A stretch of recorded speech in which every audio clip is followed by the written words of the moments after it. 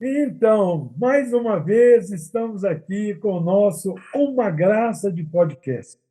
Hoje, com uma convidada especialíssima, gente finíssima, de muitos anos, né, Ana Guaranis, que vai nos brindar hoje com um pouco da sua história, da sua experiência, e vamos conversando. Mas, como todos já estão acostumados, por favor, aqueles que ainda não se inscreveram no canal, se inscrevam, dá o joinha lá, compartilhe, visualize. Lembrando que nós temos todos os nossos podcasts estão completos no canal do YouTube e tem os trechos, né, que a gente separa, aqueles cortes durante a entrevista, cortes de 2, 3, 5 minutos, para aqueles que não têm o tempo de ver todo, ou de uma vez só, ou em parte, assistir os cortes, cada um deles tem seus títulos, né? Isso facilita saber qual é o conteúdo do corte.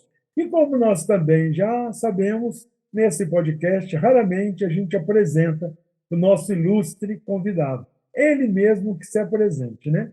Então, a Ana hoje vai se apresentar e nós vamos começar a conhecer um pouquinho dela. Ana, mais uma vez, muito obrigado pela honra de ter aceito o nosso convite.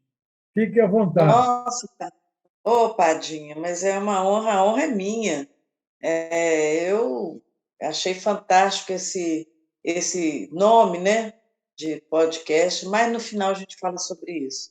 Então, quando a gente tem que se apresentar, eu tenho muito assim, eu gosto muito de me apresentar, sabe por quê? Porque a vida inteira eu trabalhei com isso, e isso é muito bom quando Deus dá a gente o talento, a força e a vontade de servir a humanidade, que é isso sempre que eu fiz a vida inteira. Eu nunca trabalhei por trabalhar, só pelo dinheiro.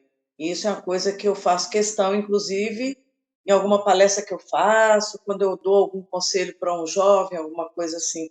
Faça aquilo que te deixe feliz e que possa ajudar outras pessoas, né? Isso Então, mesmo. muito bem. Meu nome, como você falou, Ana, Ana dos Guaranis com a Y, tá? Eu tenho muita honra de ter uma avó que era Ipiranga dos Guaranis. Então, eu sou descendente indígena. Então, durante 48 anos, eu trabalho ainda com jornalismo, mas, assim, vários órgãos, secretarias, assessoria de comunicação, jornal, rádio, e eu gosto muito de falar, né? Então, é uma profissão que eu escolhi desde criança. Eu não sabia, minha mãe falou, quando eu fiz o vestibular para jornalismo, aí minha mãe falou assim, nossa, você quando era criança queria ser jornalista. Eu falei, pronto, tá feito, É isso. né? Eu sou também terapeuta em 3 técnicas, terapeuta Reiki, sou Conscious Therapy, que é terapia do inconsciente, e iridóloga. E sempre trabalhei com questões assim sociais e ultimamente com meio ambiente e também com aula para criança, isso já dentro da FEBARRAE, né? E gosto de teatro, gosto de música, gosto de dançar, escrevo poemas e tenho peças de teatro, sempre, muitas vezes, voltada para o ensino da fé, com crianças, né? O que mais? Ué, Você que sabe o que mais.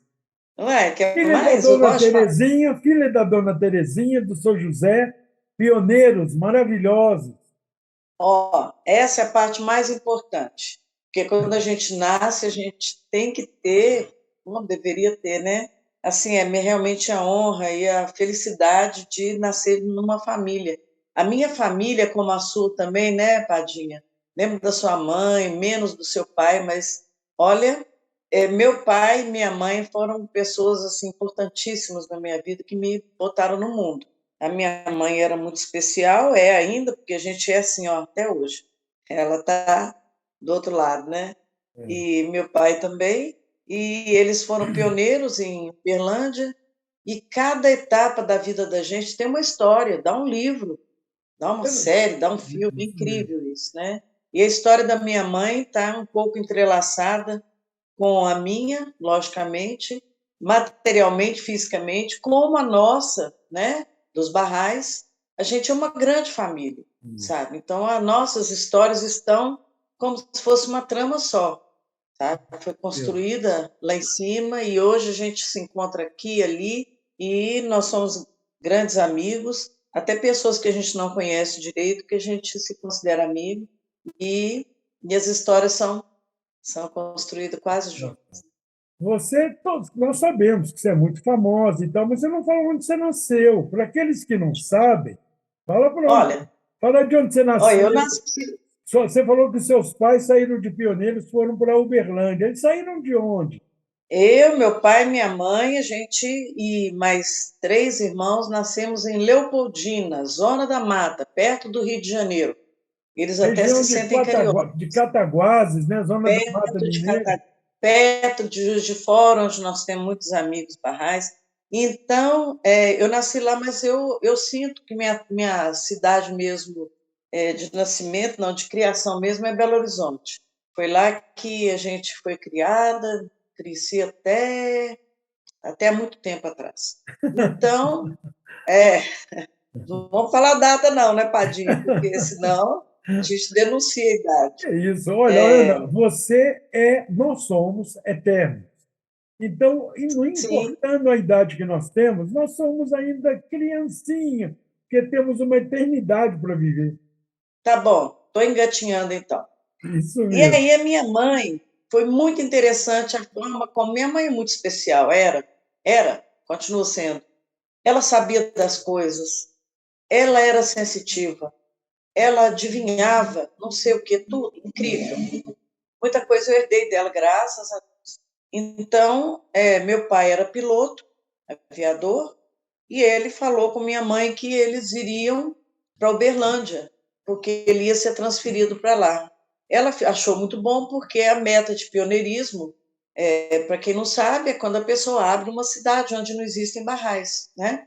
Então, ela já começou a se movimentar, já começou a articular tudo com a administração Barrai lá de Belo Horizonte. Aí meu pai falou que não vai dar certo, não, eles resolveram que não vai ser possível. Ela falou, vai sim, vai. E aí ela agarrou nas orações e orou bastante e tal, e não deu o que? Deu certo. Então eles foram de Belo Horizonte para Uberlândia. Mas o interessante nisso tudo, que eu não sei se você vai me perguntar, ou se eu vou falar como eu me tornei Bahá'í. Fique à vontade, você está mostrando quem é Ana Guaranis. Então, vamos voltar um pouco aí no tempo, Mas né, há uns antes de 40 você mil. falar como é que você se tornou Bahá'í, lembrando que você não nasceu numa família Bahá'í, né, Ana? Não, não, minha mãe era católica, apostólica, romana e também atleticana por causa do papai, né? Graças a E Deus, é ela, outra qualidade que Dona Terezinha tinha, de ser atleticana. mais o papai, né? Até o final da vida ele assistiu o jogo do Atlético, o Galo gostava com a camisinha dele, com a camisa do Atlético, uma gracinha. E você perguntou, E você não nasceu numa família família católica. Bahá'í? É. Sim, sim. Minha mãe, então, ela era católica e a gente sempre, éramos 7 filhos e eu era a segunda. E primeiro a gente ia à missa, todo domingo. Tá? Não tinha catequese, não lembro de ter isso. E depois, sim, a gente ia para o clube, ia brincar. Então, ela sempre foi rígida nesse ponto, mas ela era muito amorosa. Primeiro a gente ia, né? E quando eu fiz meus. Quando eu tinha 17 anos, de 15 para 17 anos, eu comecei a questionar certas coisas na igreja onde eu participava. Não estava questionando Jesus, eu não entendia direito quem era Jesus, na verdade, É. né? Eu amava ele, mas eu não estava me encontrando na igreja da Sagrada Família que eu frequentava, que era o bairro onde você morava também. É, Lembra, né? é, É. E aí eu comecei a brigar comigo mesma. Eu falei, não está certo batizar menino pobre, criança pobre é de um jeito, criança rica é de outro. E eu ficava só observando. Acho que é uma característica de jornalista, né? é. E não está certo, na hora de casar, tem que ser tudo pago na igreja. Que não sei. Eu comecei a questionar a confissão, não achava certo também você se confessar com uma outra pessoa, né? Que também E não é aí eu perfeita, né? resolvi virar ateia aos 17 anos. Só que eu continuava procurando. Para mim, eu era ateia, né? Mas continuava procurando. E fui numa série de locais espirituais, Até que um dia, paralelamente a essa minha busca, a mamãe também estava, porque ela. Agora vamos fazer um recorte aí e colocar a mamãe indo à missa, tá? Já naquela época. Eu tinha mais ou menos 20 anos, aí ela contava para a gente que quando ela olhava para Jesus no crucifixo, ela via uma luz muito forte. E ela, lembra que eu falei que ela era sensitiva? Ela toda vez, isso várias vezes, ela chegou perto do padre lá da época e perguntou para ele: Padre Fulano, eu tenho visto uma luz muito forte lá no crucifixo e eu não consegui resposta ainda. O que o senhor acha? O senhor pode me ajudar? O que pode estar acontecendo? E aí ele, em vez de aconselhar, sei lá o quê, ele pegou, deu um coque nela aqui na cabeça dela, mas ficou tão forte que durante mais de uma semana ficou doendo muito. Ela não entendeu aquilo. Ela queria só saber o que estava acontecendo. E aí, simultaneamente a esses fatos que tinham acontecido, Ele fez isso e não respondeu. não respondeu e falou: para de falar isso. Só isso. Foi. Como se minha mãe fosse uma criança. Como se ela estivesse falando uma bobagem. Ela não está falando uma bobagem. Bom, e aí o meu cunhado, que era marido da minha irmã, nesse tempo, ele conheceu um amigo nosso comum, que é o Coros Monagem, que inclusive já foi entrevistado por você. Maravilhoso, não foi? Ainda não. Ah, não, foi outra, foi uma live. É. É. E o Coros era na época ele era mais jovem, devia ter, não sei quantos anos, 20 e poucos anos, e ele foi trabalhar com o Lírio, alguma coisa, algum tipo de negócio que ele foi fazer O na Lírio é o seu Sul-América. cunhado. Lírio, meu cunhado, sim, irmão, marido da minha irmã. E aí ele chamou atenção pelo jeito dele ser, pela beleza dele, talvez, ele tinha uma voz forte, né? Uma voz assim grave, muito inteligente, uma pessoa muito simpática. Aí o Lírio falou com ele: Olha, você tem alguma coisa diferente. Ele falou: Não, não tem diferente. Ó, o seu nome. Aí ele falou: Talvez meu nome. Eu falei: Coros Monagemi. Eu nasci no Irã, mas foi pequenininho, veio pequenininho para o Brasil. Então, ele foi criado no Brasil, ele se sentia brasileiro, né? É. Falou, não, você tem alguma coisa diferente que eu não sei o quê. Ele falou, olha, eu sou Bahá'í. E a Fé Bahá'í deu para ele um resumo do que era a Fé Bahá'í e convidou ele para ir numa reunião na casa da Dona Efate e seu Ali, que eram pioneiros em Belo Horizonte. Uma família fantástica, é pouco, né? É. É pouco. É muito querida, uma família muito querida.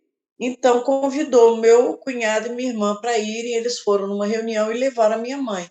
A minha mãe, aconteceu uma coisa muito engraçada.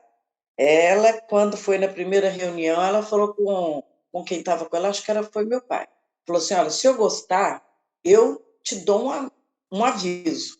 Aí ela entrou, era um apartamento muito bonito, lá no Sion, lá em Belo Horizonte, marcante na nossa vida, né, Padir? É muito E marcante. ela entrou, ficou conhecendo a Dona Efátia, aquela simpatia total e tal, entrou, sentou e já beliscou a perna do papai.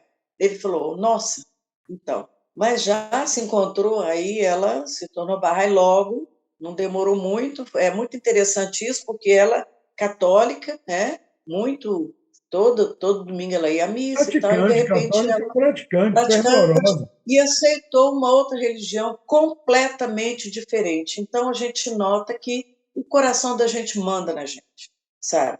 E Exato. logicamente com a aceitação de Deus, né? Isso não tem como fugir disso. E aí, logo depois veio meu irmão, depois meu pai, não sei qual a ordem disso, depois fui eu.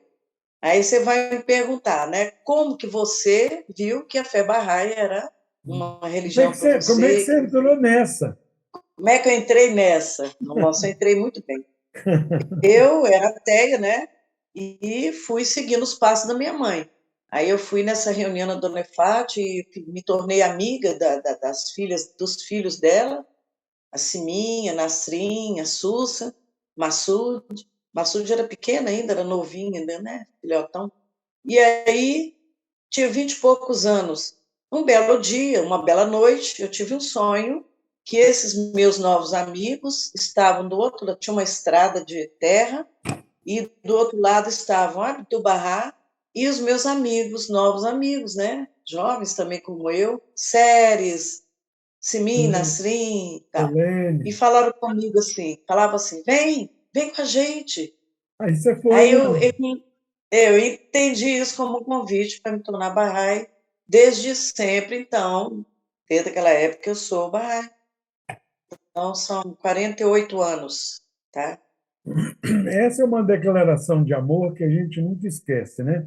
Mas essa foi só o início de uma vida, né, Ana? Porque aí, depois que você, que eu, que todos nós que não nascemos em família Bahá'í, não tivemos uma educação Bahá'í, a gente pôde experimentar o que era o sentimento de ser ou católico, ou evangélico, ou não acreditar em nada, e conhecer uma religião da qual a gente nunca tinha ouvido falar, com princípios diferentes, porém muito poderosos, que lembra que esse eu gosto muito de contextualizar as histórias, né? Esse período que você está nos relembrando, nos contando da sua juventude, da sua primeira juventude, era um período de muito rigor administrativo, porque a gente vivia numa repressão. O governo era militar, não tinha eleição. Nós éramos secundaristas e nos colégios era tudo muito controlado, né? Então era um período de muita dificuldade, vamos dizer assim, com relação às expressões de liberdade, da gente falar aquilo que a gente pensava e acreditava. De repente vem uma religião que fala de igualdade, de direitos e de oportunidades entre homens e mulheres, de livre e independente pesquisa da verdade. Isso compacta muito a gente, né? Olha, eu sempre fui apaixonada por Einstein e gostava muito de ler livros sobre extraterrestres, Então, minha cabeça era muito assim, mais assim, fora da Terra também. Então, eu, quando conheci a fé, eu gostava muito desse assunto. Então, eu me encontrei muito naquele princípio da harmonia da ciência com a religião. Pronto, isso me comprou assim de cara, sabe? E outra coisa que é a revelação progressiva, que era um conceito novo que Bahá'u'lláh trouxe, me deixou assim, fez assim, é como se eu tivesse uma viseira, e aí quando eu encontrei, fez assim, sabe, com o meu conhecimento, a gente não sabe nada até hoje, a gente está engatinhando, eu estou engatinhando, né? Tá. Mas acontece que eu não sabia sobre Mohammed, que Maomé, eu não sabia. Buda, eu só sabia de Buda, aquele senhor gordinho, da orelha grande, que a gente botava de costa para a porta. Eu não sabia quem era. Krishna, eu nunca tinha ouvido falar. Zoroastro, eu só tinha alguma noção porque os reis magos eram zoroastrianos. Pouca gente até hoje sabe disso. É, Então, quando eu fiquei sabendo que os manifestantes de Deus, que Deus, na misericórdia dele, tinha mandado esses mensageiros para educar a humanidade, que a humanidade evoluía e que em cada época de evolução da humanidade vinha esse manifestante divino para educar como professor, como médico e tudo. Eu falei, gente, mas é tudo que eu pensei e não sabia que eu sabia, que eu pensava assim. esse é Então foi como se encaixasse. esse é um sentimento que a gente ouve, olha, a minha vida inteira, como Bahá'í, eu ouço isso e eu também tenho esse mesmo sentimento. É uma coisa que a gente, quando começa a ouvir os princípios, cada um se apaixona por um. Você falou daqueles que você se apaixonou, mas todos nós temos esse sentimento em comum. A gente parece que a gente já era Bahá'í e que a gente simplesmente é como se. Eu lembro quando eu tive o privilégio de fazer Dia à Terra Santa pela primeira vez, o senhor Chapur era conselheiro internacional e estava morando lá. Eu lembro quando ele Ah, nos encontrou, Verônica, minha mãe e eu, ele nos abraçou, assim, os três, e olhou para nós e falou assim: estamos de volta na casa do Pai. E realmente, olha, hum, Israel, outro país, outra língua, outra cultura, mas de fato parecia que a gente estava voltando para casa. Então, esse sentimento que você está relatando é muito comum entre a maioria dos barrais que eu conheço relatam algo parecido, que a gente se encontra, né, Ana? A gente, a maturidade é uma coisa maravilhosa. Embora a minha vida de 21 anos foi o recomeço, foi o renascimento, que é assim que eu considero, né? Meu Verdade. segundo nascimento. Eu não sei se eu trocaria o entendimento que eu tenho da vida hoje pelo que eu tinha de 21 anos atrás, Ah, aos 21 anos, sem sabe? dúvida que não, né? Porque eu sempre tive uma rebeldia interna, também acho que faz parte da minha profissão, né? Você Como é que estava é? falando Tá dos falando? princípios, você está falando dos princípios que realmente a gente se encontra. Mas nesse período, teve muitos acontecimentos que eu lembro que a gente saía para. Aí pronto, a gente se tornou Bahá'í, né?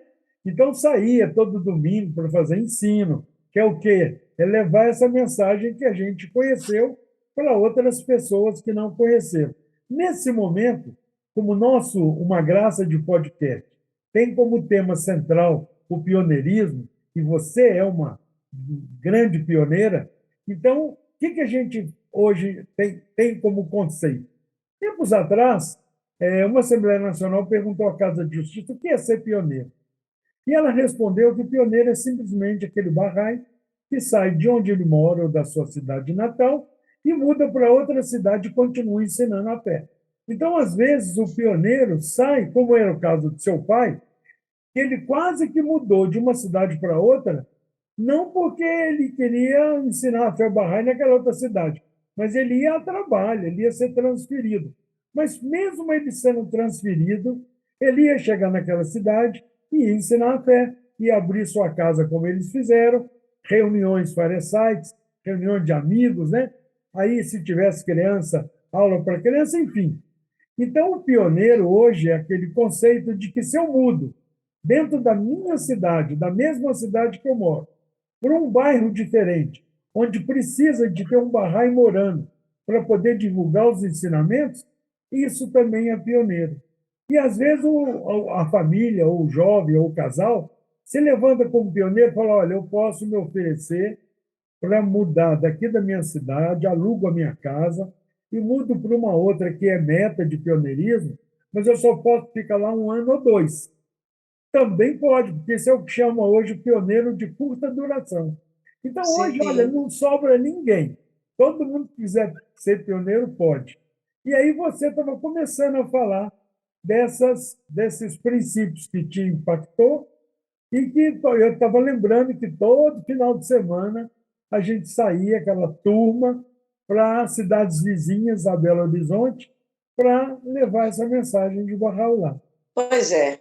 A gente costuma falar assim, eu era feliz e não sabia, mas eu era feliz e sabia, porque É, foram momentos tão incríveis da nossa vida de jovens que eu nunca tinha experimentado antes, sabe? A gente sabe, saía, a maioria jovens, né? E é. a gente ia para Ravenna, Sabará, Pedro Leopoldo, aquelas cidades próximas de Belo Horizonte, e a Itabirito, gente ia com Itabira, tanta Betim. alegria. Itabira, quanta coisa aconteceu lá, quantas coisas. Eu lembro que numa das voltas, o Diógenes, o marido da Simin, ele era muito assim, de repente, dava na cabeça dele, parava o jipe, tinha um jipe lá, né? A gente ia de jipe, era muito bom. Ele parava e ia subir na árvore para pegar manga na beira da estrada. Então, foram algumas das, fora a parte do conteúdo mesmo do ensino, né? Coisas fantásticas aconteceram. É, E isso que você falou é incrível, porque, como na Fé Bahá'í nós não temos nem pastor, nem padre, nem igreja, então nós mesmos é que temos o privilégio de falar isso, falar da fé para outras pessoas, né? Então, tá. quando a gente entende isso, a gente vai divulgar aquilo que fez a gente feliz. E é como se fosse uma corda de aço que a gente pode se segurar. Porque o mundo é muito vão, é muito. A toda hora acontecem coisas, tanto de terremoto, inundação, mas tem aqueles terremotos interiores, né, individuais, nas famílias. Então, quando a gente tem essa fé em Bahá'u'lláh, em Deus e nos outros manifestantes também, a gente está mais seguro, né? Sem dúvida. Então a Tem gente se rumo, né? Tem sente. um norte. tem norte, tem rumo, a gente pode se proteger e ajudar outras pessoas, né? Exatamente. E esse sentimento que você está relatando também, você relatou de origem, que é de origem, você é de origem católica, eu também sou, e essa busca por alguma coisa que nos satisfaça mais do que a gente tinha, ocorre um fenômeno também muito comum. Em quem nós acreditávamos? Nós aprendemos a acreditar e amar Jesus, que, por sinal, a Uhum. gente não amava tanto, né, quanto devia. Mas, quando conhecemos Bahá'u'lláh, quando conhecemos os ensinamentos dele, aprendemos a amar ele, ao Bab, a Abdu'l-Bahá como o centro da sua aliança, né? Do seu convênio. Esse amor, esse sentimento, essa renovação da nossa espiritualidade fez com que a gente aprendesse. Eu aprendi, eu não sei você, mas eu aprendi, de fato, a amar Jesus. Olha, depois que eu me tornei Bahá'í, como eu me achava ateia, mas procurando, né, um caminho, É, eu realmente não conhecia Jesus direito. Se bem que quando teve uns episódios assim, interessantes, quando eu era criança, devia ter uns 2 anos de idade, toda vez que a minha mãe queria resolver algum problema sério, alguma coisa mais forte, ela me chamava para fazer oração para Nossa Senhora Aparecida. Era uma santinha assim, negra, bonita, de louça, coisa mais linda. Aí a mamãe contava que quando a gente fazia oração, eu falava assim: Mamãe, a Santa riu para mim. Quer dizer, então criança vê as coisas, né? sim, Agora, depois que eu me tornei Bahá'í, eu me tornei mais cristã, mais budista, mais tudo. Eu não consigo fazer diferenciação entre esses manifestantes de Deus. Foi Deus que mandou todos eles para nos educar. Então, não tem como a gente achar que a nossa religião é a melhor, é a única que salva. E tem um conceito novo hoje que a gente tem muitas pessoas que buscam a salvação. A gente só se salva no coletivo, salvando outras pessoas. Isso é muito interessante. exatamente. É uma, é um sentimento, desculpa, é um sentimento que só a gente que passa por isso entende quando conversa com o outro. Quando a gente vê qualquer coisa no Irã, esses problemas agora, as novas dificuldades sociais, que essa moça morreu, nas condições que ela Sim. morreu e tal, a gente se identifica, parece que a gente também é iraniano. Quando a gente vê algum É. acontecimento na Índia e todo mundo ali adorando o Buda, a gente se sente budista. Quando aparece alguma coisa em Israel e com os judeus conversando, a gente se sente meio judeu. Ninguém entende isso, exceto os barrais, porque nós aprendemos a amar e respeitar todas essas. Tem aquele exemplo de Abdu'l-Bahá que eu acho assim de uma simplicidade, de uma verdade, de um esclarecimento tão profundo, que é aquele que ele compara os manifestantes de Deus, os mensageiros de Deus, como a posição do sol. Ele fala que todos Uhum. os mensageiros de Deus é o mesmo sol. Jesus é um sol, Moisés também é o mesmo sol, Bahá'u'lláh é o mesmo sol. Cada um deles é o mesmo sol. Fala, como cada um é o mesmo sol? Qual é a diferença, então, se eles são o mesmo? Aí ele fala que a diferença é só a posição na qual eles vieram. O sol de 6 horas da manhã é aquele sol mais suave, iluminou uma certa parte do dia, uma certa parte das montanhas. O sol das 7 horas já ilumina o que o das 6 iluminou e um pouquinho mais. E assim ele vai mostrando o sol das 8, das 9. Cada um desses mensageiros é um sol numa posição do dia diferente. E Bahá'u'lláh é o sol do meio-dia. Ah, então Bahá'u'lláh é o mais importante, porque ele é o sol do meio-dia. Não, Bahá'u'lláh tem a posição que ilumina tudo que os anteriores iluminou e vai ilumina tudo que os do futuro vai iluminar. Então, é a posição de Bahá'u'lláh que se destaca. Por isso que nós acreditamos em todos os sóis, né? Interessante isso que você falou, Padinha, porque se Bahá'u'lláh está na posição do sol do meio-dia, o sol continua. Virão outros manifestantes de Deus e a gente vai ter que aceitar. Sabe por quê? Porque nós vamos passar pela fase da. Hoje, a máxima de Bahá'u'lláh é a unidade mundial. Então, é isso que a gente busca, é isso que Bahá'u'lláh deixou. Todos os princípios vão convergir para isso, para a unidade do gênero humano como uma só família. Bahá'u'lláh falou: a terra é o seu país e os seres humanos seus cidadãos. Quem sabe no futuro nós vamos ter necessidade de ter uma unidade interplanetária, sei Exato. lá, um relacionamento, amizade com outras civilizações. A gente já está tendo visitas. Isso é fantástico. Nós não estamos sozinhos. A É, Terra não é o centro do universo, é, não é? Então, exatamente. é muito interessante isso, que eu gostaria de aproveitar essa oportunidade da gente falar sobre os manifestantes, que é uma coisa que realmente me atrai muito, é que eu fiquei sabendo há poucos dias, há coisa de um mês, sobre Zoroastro, que a gente conhece pouco sobre ele, e eu vou começar a pesquisar sobre a vida dele. Uhum. Que ele falou que voltaria. Jesus não falou que voltaria? Moisés falou que voltaria? Mohammed também? Então, todos eles vão voltar, mas em outro manifestante, em outro raio de sol. Aí Zoroastro falou: eu voltarei, vocês me encontrarão entre palhas. Por isso, os três reis magos, que era. Ai, eu não estou lembrando o nome deles. Zoroastriano, Os, Zoroastrianos, né? não, os nomes deles. Eles tinham. Eu esqueci agora. Baltazar. Baltazar, Belchior, Eu lembro mais dos presentes que dos nomes deles. tá. Ouro, Incenso, incenso e ouro e mirra. mirra. É, Então, esses reis zoroastrianos, eles eram, né, seguiam Zoroastro, e eles estavam em busca da volta de Zoroastro.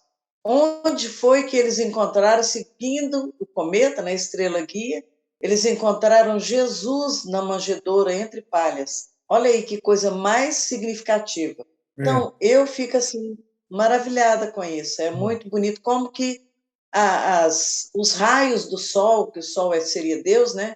Como eles se encontram, são o mesmo em tempos diferentes. exato. É, Né? é fantástico.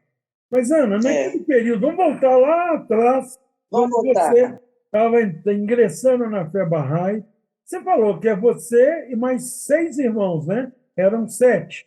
É, Pois é. é. Quem E são? Fala o nome deles para registrar na história. a minha querida irmã Irene, Essa que está com o no livro céu. eles começaram, né? Eles se tornaram barrais e tudo. Depois vem o Fernando, eu, né? Depois o Fernando mora aqui em Mojimirim, na sua cidade, meu querido irmão, José Fernando. Depois vem o Paulo, que mora em Nova Serrana, perto de Belo Horizonte. Depois Antônio Márcio, Luiz Carlos e Geraldo. São Antônio os três Márcio irmãos mora que moram onde? em Uberlândia. Hã? Os 3 moram em Uberlândia. Os três em Uberlândia. É. Irene está no E, céu, né, então, Ana? a gente é uma família muito unida. E tem 2 anos, de 2 anos para cá, eu tive a belíssima ideia e o orgulho de ter tido essa ideia, passei para o Fernando, e ele criou um grupo e a gente, há 2 anos, todos os domingos, a gente se reúne para orações. E para dar as guaranizadas. É bom que as pessoas. Não tem como. Não tem como deixar fora da graça de podcast isso aí que é muito engraçado. O meu pai sempre foi muito engraçado, piadista. Ele sempre tinha uma piada pronta, né? Nas viagens dele, Fernando até herdou ele isso, né? todos Ah, eles. todos herdaram, Ana? Todo mundo lá gosta de uma piada. Aí, Fernando aqui em quando, Mojimirim é famoso. quando a gente fala, conta alguma coisa engraçada, o Geraldo, então, o mais novo, é fantástico. Aí chegava o ponto dos irmãos ligarem para o papai só para contar piada e vice-versa. Então, quando a gente conta alguma coisa engraçada, que é sempre tem uma, a gente fala, ih, ele deu uma guaranizada. A mamãe já é o contrário. A mamãe, como ela era sensitiva, às vezes quando eu tenho tem sonhos fantásticos, visões, né? Aí eu falei, ih, dei uma terezada. Aí eu conto. Então, terezada, no caso da mamãe, é de ser paranormalidade, Sensitividade. avisos, premonição e tal. E o papai é guaranizado. Então, essa nossa família realmente é a única, eu acho. E aí, como é que foi que você nasceu aquele desejo, aquele aquele fogo do amor de Deus no seu coração já estava flamejando lá em Belo Horizonte. Mas aí chegou uma hora que você falou assim: olha, esse Belo Horizonte está muito pequeno para mim, eu tenho que ensinar a fé em outro lugar. Como é que foi esse negócio de você querer sair como pioneiro? Você Bom, casou, primeiro você foi a casou. mamãe. Primeiro foi a mamãe, e aí depois, quando eu descasei, foi o contrário. Eu tinha casado, já tinha 2 filhos, de 10 e 12 anos, e aí eu falei assim, agora Belo Horizonte não me cabe, está muito grande, ao contrário. Eu quero para um lugar menor, que é onde minha mãe já estava. E foi lá, foi fantástico. A gente fez eu me sentia co-pioneira. Eu não me sentia pioneira lá, sabe? Mas todo mundo fala comigo que eu era pioneira, então que É, bom. Ó, Deus é que sabe, todo mundo né? fala que você é pioneiro porque você era pioneiro em Uberlândia. É, e a gente fazia um trabalho fantástico lá, nós implantamos a delegacia da mulher lá, junto com várias lideranças de segmentos lá. A gente fazia palestra, realizava eventos especiais na Câmara dos Vereadores. Eu conheci muita gente pelo fato de eu trabalhar no jornal, É. né? E muita coisa maravilhosa. Minha mãe era fantástica, a casa dela estava sempre aberta para as pessoas. Criança, ela sempre gostou muito de criança, e então a gente tinha reuniões, a gente não media nem hora nem tempo para fazer as coisas barrais, os trabalhos, os serviços Quando da você Câmara. chegar em Uberlândia, já tinha Assembleia Local e tudo, ano. Não, não tinha não. Mamãe e papai, e depois eu, que a gente, quando eu cheguei, já tinha. Aí foi que começaram as pessoas se tornar barrais, e aí a gente, com 9 pessoas, né, maiores de 21 anos, aí pode ser formado, 9 barrais, pode ser formado uma assembleia local, que a gente chama de Assembleia Espiritual Local, de Belo Horizonte, Uberlândia, Brasília, São Carlos, onde eu moro, Isso. né? Você deixou por último para falar que você mora hoje em São Carlos. Mas nós vamos chegar em São Carlos. Nós estamos ainda em Vamos Uberlândia. chegar. Então, em Uberlândia, Ah, teve muitas atividades, a comunidade começou a crescer, estabeleceu-se uma assembleia local. Depois, seus irmãos foram para lá também, né, Ana? foram. E fazem um trabalho, acho que, se não me engano, todos três são membros da Assembleia. Eu gostaria, Padinha, de dar um parênteses aí e voltar no tempo, Por favor, porque eu vi, você faz aqui o que porque você desejar. naqueles nossos ensinos que a gente fazia, nas cidades ao redor de Belo Horizonte, aconteceram coisas maravilhosas. Uma delas que eu gostaria de citar, que é fantástico, que a gente vê, quando a gente olha uma foto, a foto fala mais do que 1.000 palavras. E o senhor Enoque Olinga é o meu queridinho, meu queridíssimo. Ele foi uma instituição chamada Mão da Causa de Deus.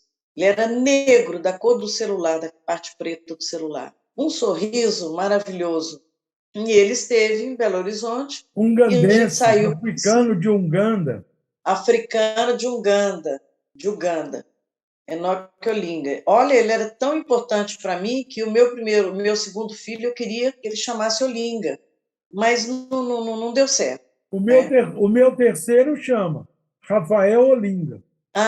Pois é, aí ó, eu perdi a oportunidade, Perdeu, mas não. Você não paralelamente pode criar um quem filho. escolheu, mas quem escolheu o nome do meu filho, do Zeferino Ângelo, foi a dona Leonora. Olha aí. Então, né? Tá Foi certo. maravilhoso. Mas logo que eu me tornei Bahá'í e fiquei conhecendo o seu Olinga, que ele esteve lá na nossa comunidade, eu tinha uma foto dele, eu tinha uma pasta azul, e uma lateral da pasta tinha um plástico onde eu colocava a foto dele, mais ou menos desse tamanho assim. Uma foto 3x4 maior. Como é que é? Uma maior assim. É. E sempre eu lembrava dele, porque ele era muito especial. Aí, quando eu trabalhava no Jornal Globo, e todo dia eu chegava lá, abria a pasta, pegava a edição do dia, subia as escadas, ali atrás da Igreja de São José, ia ler, ia trabalhar. Aí, quando eu abri a pasta, assim, tinha um senhor negro, tanto quanto o seu Olinga, e o porteiro, seu Zezinho, também negro, estavam conversando. Aí, quando eu cheguei, cumprimentei, abri a pasta, aí o Zezinho, o porteiro lá do jornal, falou assim: Olha o Idi Amin aqui, o que, que o Idi Amin está fazendo na sua pasta? Aí o outro, eu não falei nada, eu só fiquei acompanhando, né, o diálogo. Aí ele virou e falou assim: Não, você não está vendo? Olha o olhar dele, esse aqui é um santo. Nunca tinha visto ele, nem eu não conheci. Esse homem é um santo, esse não é o Idi Amin, né? Olha aí o olhar dele. Isso para mim foi uma coisa maravilhosa. E um dos E dois aí eu nunca falei tinha sobre. visto, né, Ana? Não, não, não tinha visto. Ele foi fazer gracinha, o porteiro, falando, né? Quer dizer, ainda mais Djamin era um cara corrupto, né? Deus me livre. Bom, então, isso foi uma prova de que o olhar doce que derramava mel do seu Olinga, ele ultrapassava as barreiras do papel e da materialidade. E uma outra coisa que aconteceu com o seu Olinga também, foi muito bonito, foi quando a gente saiu de ensino lá em Ravenna, e o Danielzinho, filho da Cláudia e do aquele casal Oh, de chilenos, é. Cláudio, o Danielzinho tinha 2 ou 3 anos, ele estava com a gente, aí ele caiu, machucou, saiu um pouquinho de sangue na boquinha.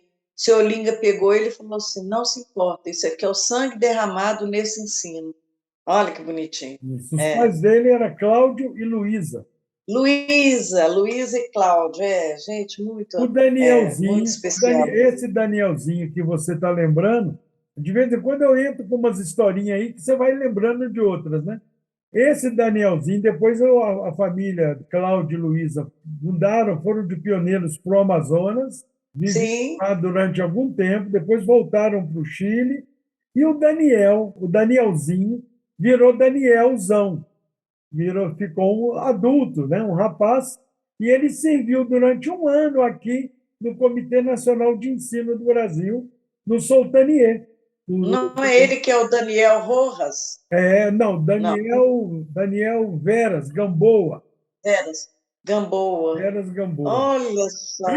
Então, Daniel, Eu queria o contato dele. pois Eu é, queria. isso tem mais de 25 anos. O Comitê Nacional de Ensino precisava de jovens para ano de serviço para ajudar na parte administrativa. E ele veio do Chile e morou aqui conosco no Soltania durante um ano. Depois voltou. Maravilha. É. Olha só, hein? E então, teve nesses ensinos também que a gente fazia, teve um fato marcante também. Eu estava grávida de 5 meses da minha filha, Só, que só hoje está antes, com 40. só antes de você contar esse episódio, porque eu estava junto, né? São episódios que, neste Uma Graça de Podcast, tem muitos amigos que ficam, me confessam antes ou às vezes depois, que passaram por experiências místicas e ficam receosos de contar. E eu sempre digo, não tem que ter receio. O que importa não é quem ouve, o que importa é aquele que passou pela O experiência. protagonista. O protagonista. É o protagonista, aquele que passou pela experiência, porque a experiência mística passa. Eu acredito pessoalmente que tive a oportunidade, o privilégio de passar por algumas. Eu acho que é bênção de Deus nos alertando Sim, algumas coisas, e não é por merecimento que a gente é mais importante do que o outro, nada disso. É igual sonho. Quando alguém sonha com uma figura sagrada, uma amiga vizinha aqui mesmo, uns meses atrás, me relatou que sonhou com Jesus. O que, que eu achava? Eu falei, menina, isso é uma bênção. Você sonhou com um manifestante de Deus, que você acredita que tinha o título de um filho de Deus. Você quer o quê? Merecimento. Você foi abençoada com um sonho que deve ter algum significado para você. Está te alertando por alguma coisa. Não que você é mais especial do que a sua irmã ou do que a sua mãe. Então, estou fazendo essa introdução, que você vai contar uma experiência mística maravilhosa. Então, por favor, Ana. olha, vou te falar uma coisa: se eu não pudesse falar minhas experiências místicas, ia faltar uma boa parte da minha história da minha vida, porque esses acontecimentos místicos acontecem sempre comigo. É uma coisa assim, incrível, dá para escrever um livro.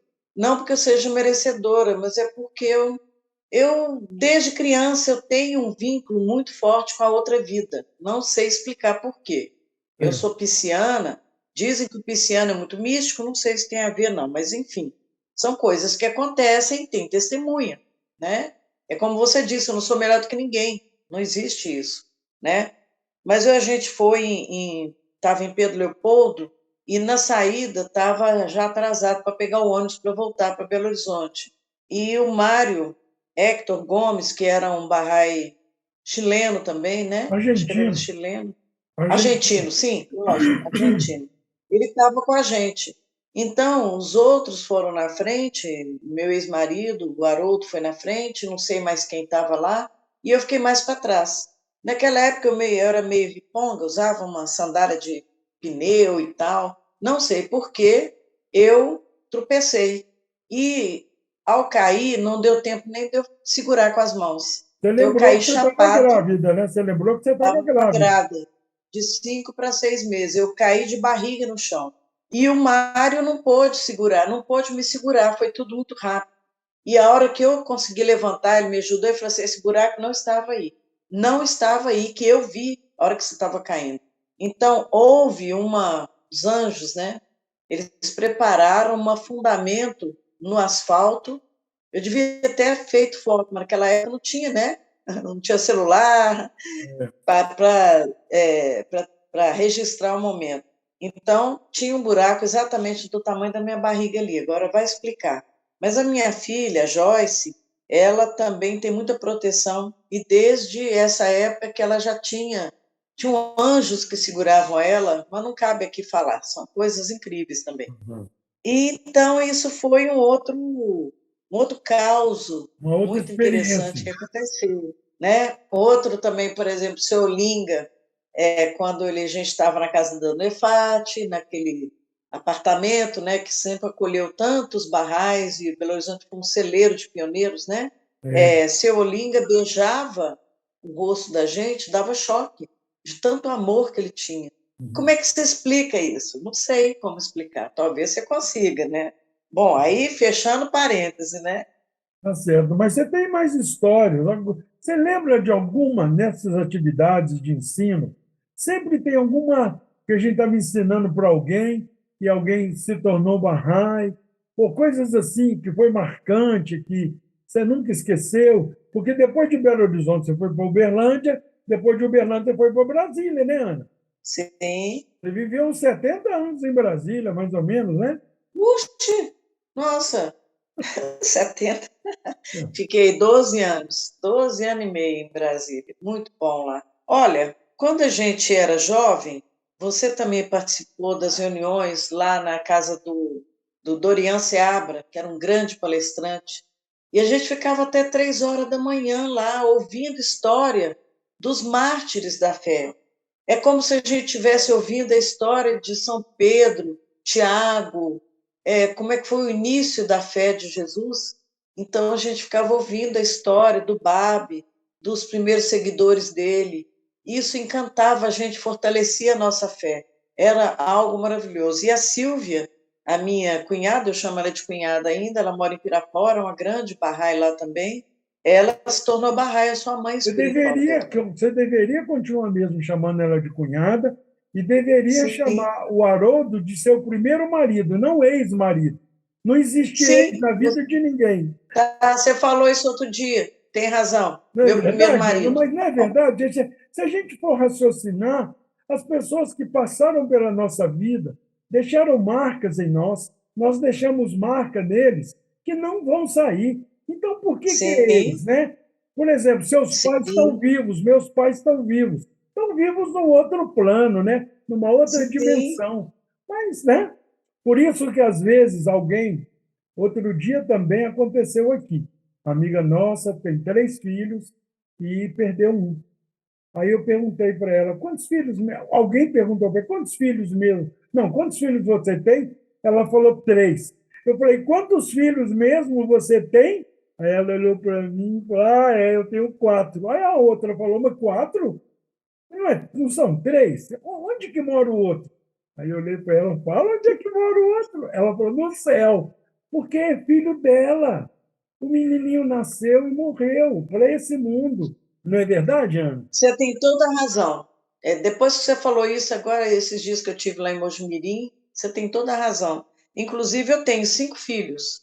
E a primeira filha que eu perdi, eu fiz um poema para ela. Eu estava trabalhando na Rádio Capital, naquela época não tinha carro, eu ia de ônibus, e me veio um poema prontinho chamado Alma Luz. Ai, que Aí, lindo. um mês depois, até o poema foi embora. Puxa Um mês vida. depois eu vi que eu estava grávida e perdi. Isso eu sabia, eu sei que era uma menina. E então eu tenho 5 filhos. O outro era o Paulo e o outro era o Daniel, né? Pois é. Então, A que gente tem lindo, que aqui. lindo. Mas aí você estava onde? Agora eu que me perdi. A gente estava falando nas declarações fantásticas. Toda É, declaração na fé é fantástica. Vou começar isso, pela minha.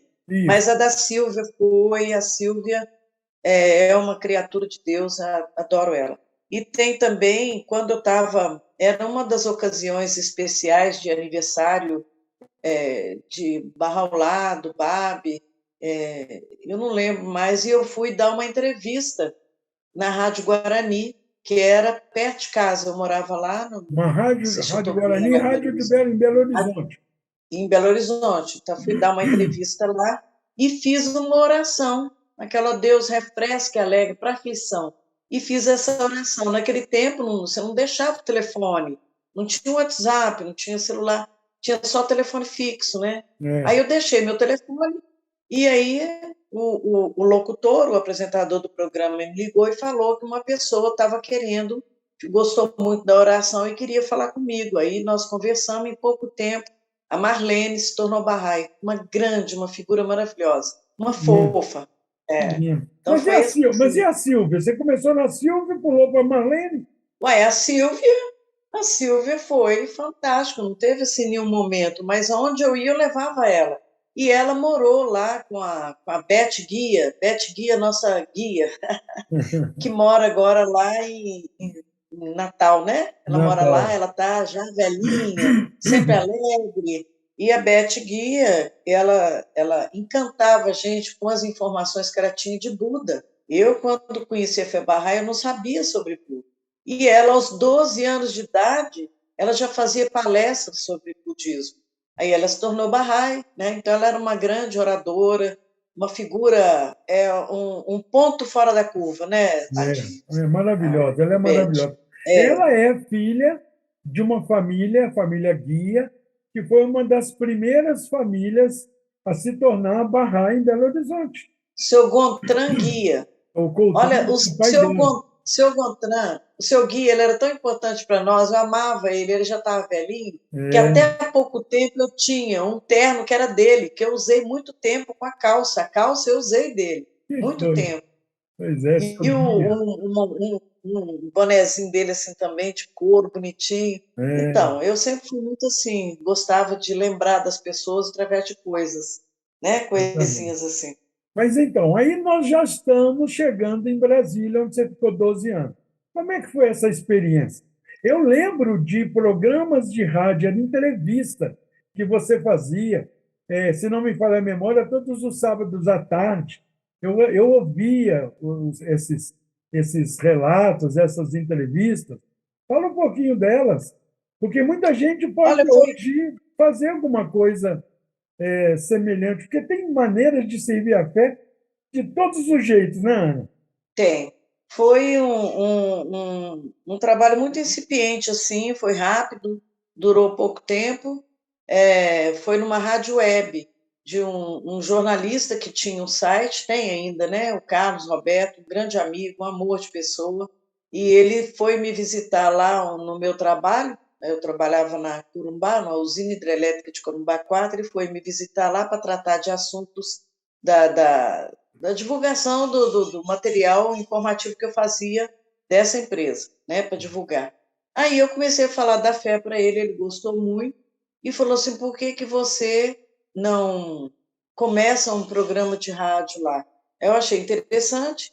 Eu já estava começando estava noiva já do Luiz, aqui, ele mora em São Carlos, Que é o onde eu seu estou agora. marido. Eu não estava noiva ainda não, estava começando, estava namorando durante a pandemia por telefone. Esse era o nosso namoro, era só por telefone. E tem uma história muito linda nossa, né, que não sei se cabe aqui, que Cabe é muito sim, história interessante. linda é o que mais cabe aqui nesse podcast.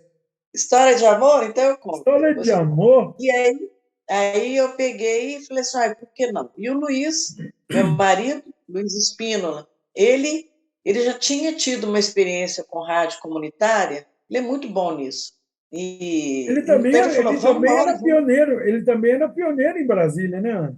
Não, ele conheceu a fé em Brasília Ah, foi. há, há 48 anos atrás, no mesmo ano que eu. E nós temos a mesma idade, não pergunte qual.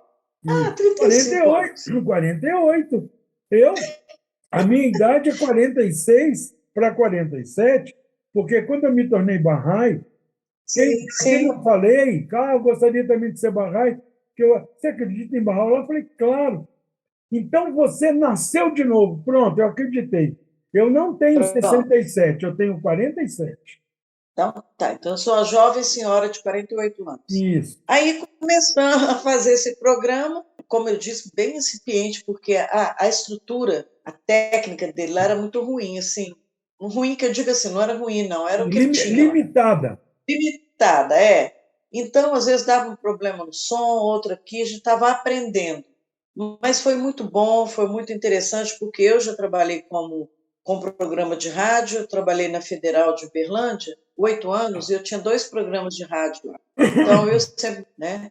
Então, eu não consegui continuar aqui em São Carlos. Então, foi um tempo só, se Ah, não me mas engano, foi oito tão, mas meses. tenta outra vez, porque foi, olha, eu assisti umas duas ou três, acho que com Dona Guite, se não me falha a Ah, memória. Assim, eu vi umas duas, mas eu gostava.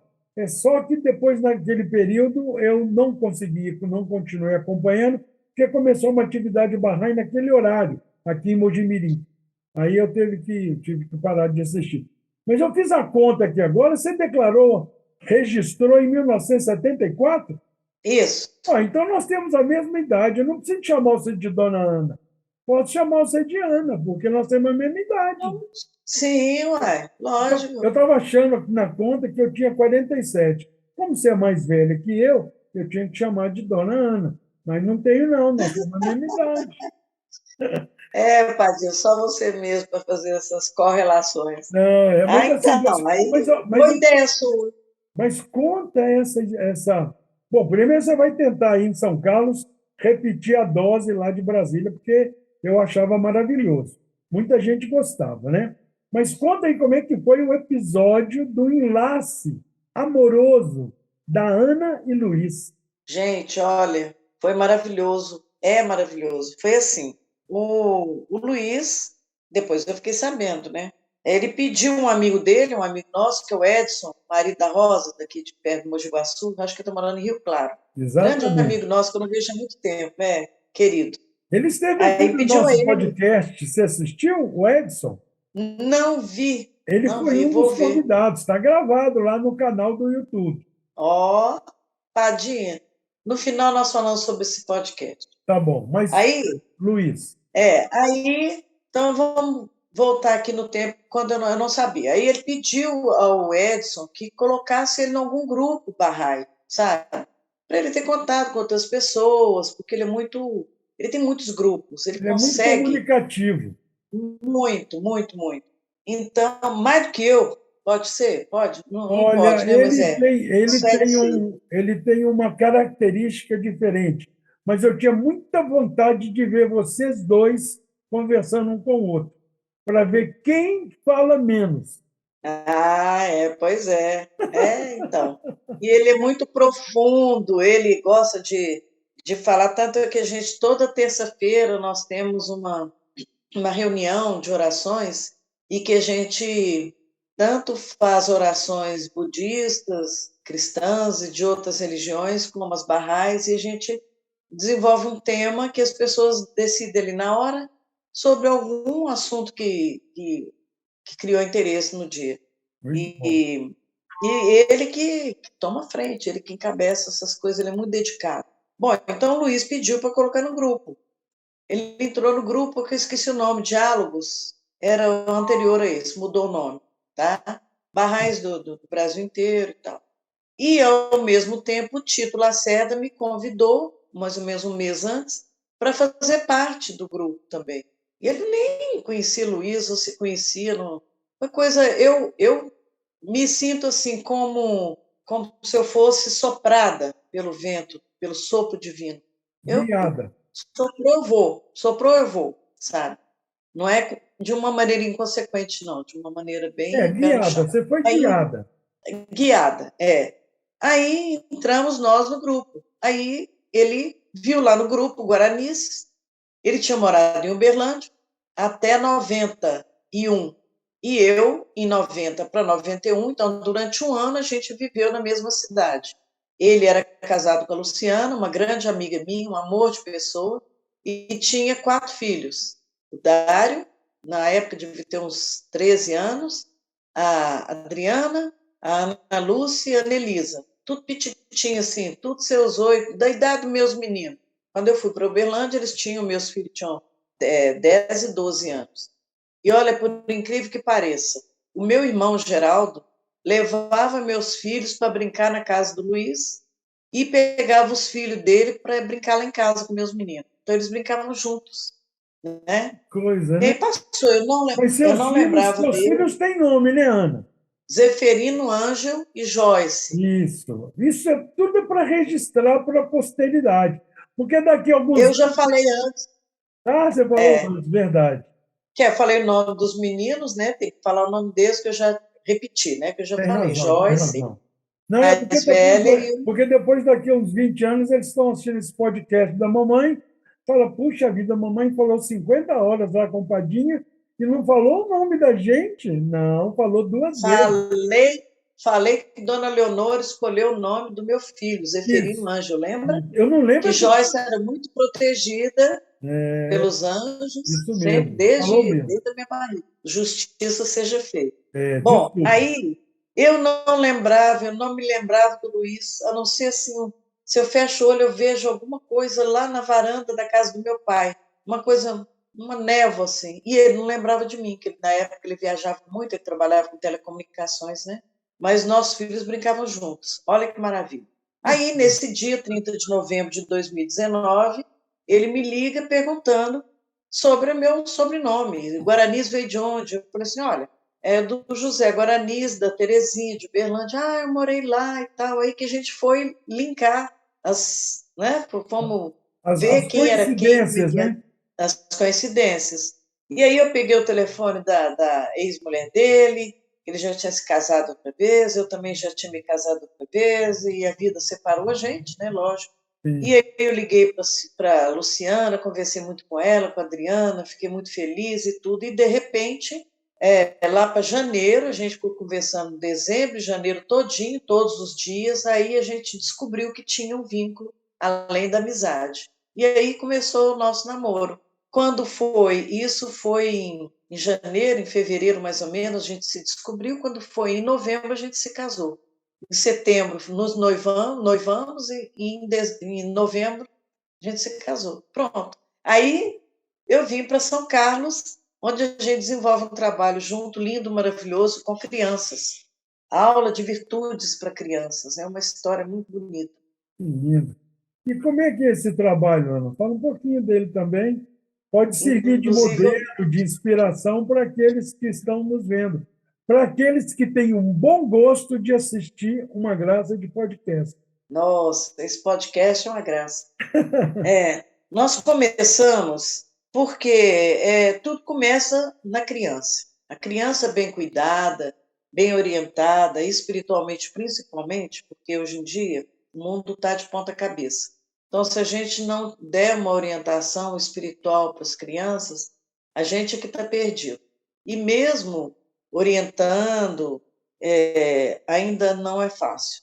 Aí a gente começou, o Luiz já morava aqui em São Carlos, São Paulo, Então, ele conhecia as necessidades de muitos bairros. Como ele é muito antenado, ele falou: a gente podia começar com uma iniciativa individual a dar aula de virtude para crianças. O que é aula de virtudes?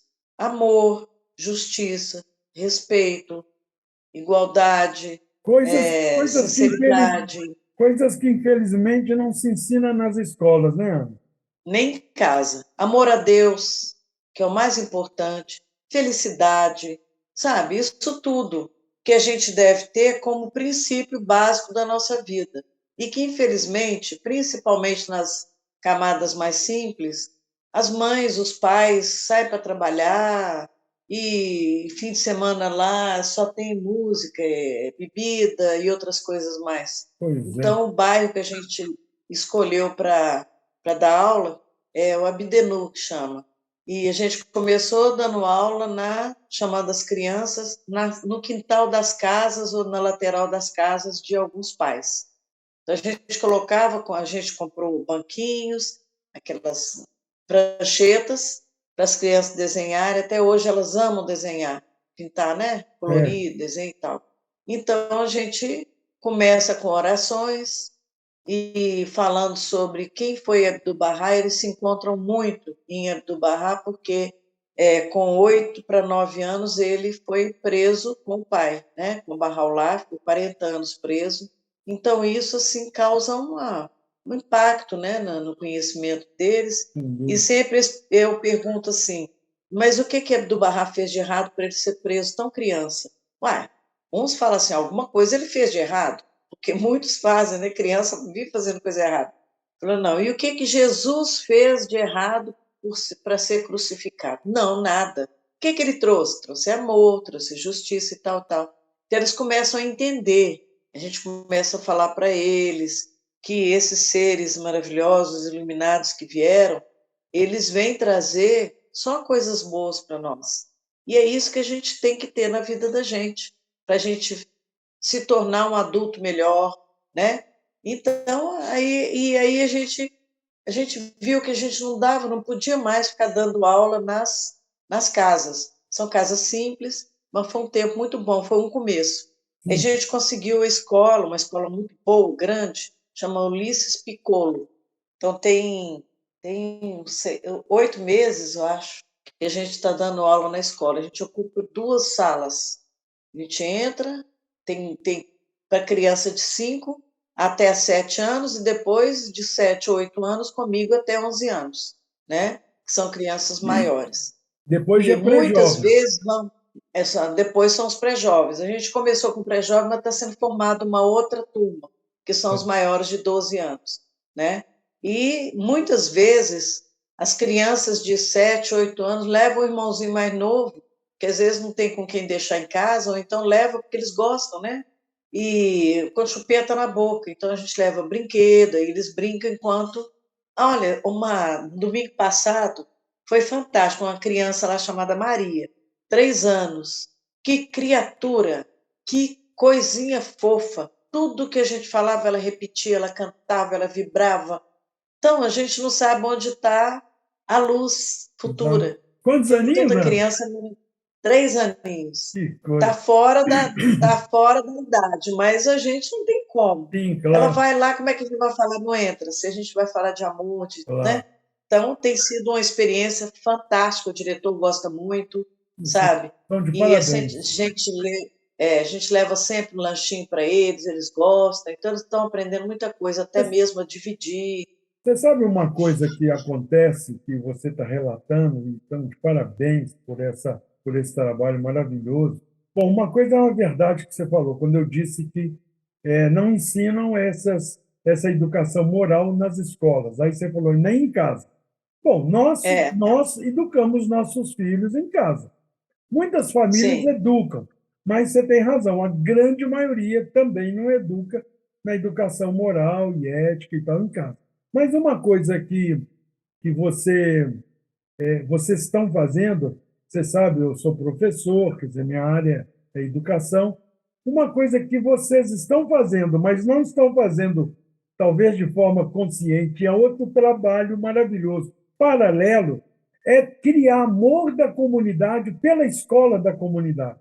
Porque quando vocês estão levando as crianças para a escola, durante um final de semana, quando a escola está fechada, e vocês estão utilizando a escola para fazer uma outra forma de educação mais eficiente, mais consistente para os filhos daqueles moradores daquela comunidade, aquelas pessoas vão proteger aquela escola contra vândalo, contra ladrão, contra gente que quer fazer maldade com o prédio da escola. Então, esse trabalho que você e Luiz estão realizando estão também beneficiando a escola. Por isso que o diretor fica muito feliz também por essa iniciativa. Isso é muito interessante, porque a gente tem que fazer, nós estamos fazendo um trabalho com os pais também, para dar responsabilidade a eles, para criar um compromisso de mandar os filhos também, É né? porque. E, Não pode porque, falar. e os pais são muito bons, você vê que gracinha, e já, a gente já começa a enxergar a mudança, porque não é da noite para o dia que essas Exato. É, transformações acontecem. é, Mas as coisas, quando a gente se dedica a um trabalho espiritual, que junto com o material, né? Porque são sim, crianças carentes, né? é, E é, tudo está tendo a proteção divina, que a gente acredita nisso. Porque se a gente não acreditar nisso, a gente estava querendo dinheiro para dar aula. E não é exatamente. isso. É, A gente está dividindo o que a gente tem, né? O nosso tempo, por exemplo, todo domingo a gente dedica a essa atividade. isso, Então, isso é doação. é, Isso não tem, assim, a recompensa é espiritual. E é, as pessoas que tiverem interessadas, mesmo que não sejam barrais, isso é muito interessante, viu, Padinha? Mesmo que elas não sejam barrais, tem muitas ONGs também que fazem isso, né? Muitos grupos que fazem isso. é, Se elas quiserem somar com a gente, é maravilhoso, porque as crianças não são nossas, as crianças são da sociedade, e a gente tem uma parcela de responsabilidade para com elas. E quando as pessoas entendem isso, por exemplo, o guarda lá da escola, o Robson, vou falar o nome dele porque ele é uma criatura maravilhosa. Ele sim. começou a fazer pedagogia, de tanto que ele gosta de criança. E ele já falou que vai nos ajudar lá. E ele está começando a conhecer a FEBARRA, está gostando muito. E são pessoas que se afinam com a atividade, Exato. sabe? Isso, Então, isso é a gente outro, está aberto. isso é outro passo, Ana, que você e Luiz podem evoluir para um outro nível. Qual é? Vocês vão chegar uma hora que vão ter mais e mais e mais crianças, tem que ter alguém que ajude. E de onde é que vai sair esses ajudantes, esses outros professores? Pode sair da própria família dessas crianças. Às vezes tem uma Sim, jovem, tem uma mãe que gosta também de educação, gosta de. O sonho dela era ser professora e não conseguiu ser. Então, vocês podem capacitar, treinar ela no livro 3 do Instituto do Rio. E aí ela se sim, capacita para dar aula para criança. E aí pode ir ampliando. Os pais, vocês podem começar, já deve estar fazendo, estudar o livro 1, sim, o livro 2. Quer dizer, é uma bola de neve de construção de comunidade, né? Então, eu acho que pode sim. servir de exemplo. Sim, tem mães lá que já conhecem o conteúdo, já vão começar o livro 1, sabe? E aos poucos a gente vai encantando corações, como eles encantam. As crianças são. Nossa, a gente cria um amor, um laço tão incrível com essas crianças, que às vezes a gente vai deitar ou está fazendo oração, e fala assim, está lembrando da Adriele, lembrando da outra criança, do outro, o Adrian. É muito interessante. Exatamente. É uma atividade fantástica. Então, esse é o trabalho hoje em São Carlos, quer dizer, de Brasília, vocês casaram, mudaram para São Carlos, hoje são pioneiros em São Carlos. Sim. E a vontade nossa é de abrir outras turmas de crianças, mas a gente não pode dar um passo maior do que a perna. Não É, tem condição, porque senão é, não fica o trabalho bem feito e a gente sofre com isso. Nós vamos cada coisa no seu tempo, né? exatamente. E Então, cada tempo na sua coisa. então, essa vida sua, já de 40 e tantos anos, vivendo praticamente toda ela como pioneira, saindo de Belo Horizonte, depois indo para Uberlândia, Brasília, agora São Carlos. Deu muita experiência, você fez grandes contribuições ao longo dessa vida, né? Tem algum momento desse período todo que teve grandes desafios? Porque é interessante a gente lembrar dos desafios também que a gente passou nesse caminho, porque aqueles que estão nos vendo, nos ouvindo, pode achar que a vida de pioneiro é um mar de rosas, né? Você contou só coisa maravilhosa que você fez, programa de rádio, web, aula Bahá'í para criança, tantas atividades maravilhosas, ajudou ao crescimento da comunidade de Uberlândia, com sua mãe, com seu pai. Que maravilha! Mas qual é o momento assim que teve aquele desafio? Que falou, nossa, acho que eu não vou aguentar. Essa vida não está fácil, né? Teve algum momento que você lembra que foi assim marcante? Pode também contar Olha, mais momentos de felicidade e satisfação, não tem problema. Mas é bom que os amigos e as amigas saibam que a vida de pioneiro não é só mar de rosas, né? Tem os espinhos, né? eu acho que com todo mundo acontece isso. Bahá'u'lláh diz que as provações são bênçãos disfarçadas. E é Isso. isso que muitas vezes eu procuro passar para os amigos que estão passando por depressão, problemas, muitos, vários problemas. Nossa, acabamos de perder um grande amigo essa semana, né? O Márcio Miranda. Então, É. as famílias estão passando por privações, provações, privação é provação também. Agora, na minha vida, eu, sinceramente, nunca parei assim, eu não vou conseguir. Sempre eu tive uma luz diretriz que me empurrava, que eu tive muitos pontapés divinos maravilhosos. Eu não lembro assim de nenhum que eu falasse assim, ó, eu não vou conseguir, porque sempre as coisas se ajeitam e tudo dá certo de uma maneira incrível. Nesse ponto tem muito a ver com toda vez que as pessoas que estiverem nos ouvindo aqui, é bom falar isso, porque sempre quando a gente estiver passando por uma situação difícil, a gente deve recorrer a Deus, às orações. E uma. Tem pessoas que de repente não queiram fazer oração por ele. Eu vou contar o caso da minha mãe. Quando ela morava lá em Uberlândia, o sogro do meu irmão, o seu Soltani, que ele já faleceu, um grande amigo, uma grande pessoa, era sogro do Fernando, que mora em Mojimirim. O seu Sim. Soltano estava lá em Uberlândia, e isso é o case, tá? Aí a minha mãe, né, estava muita coisa para fazer, e casa, e fé, e tudo.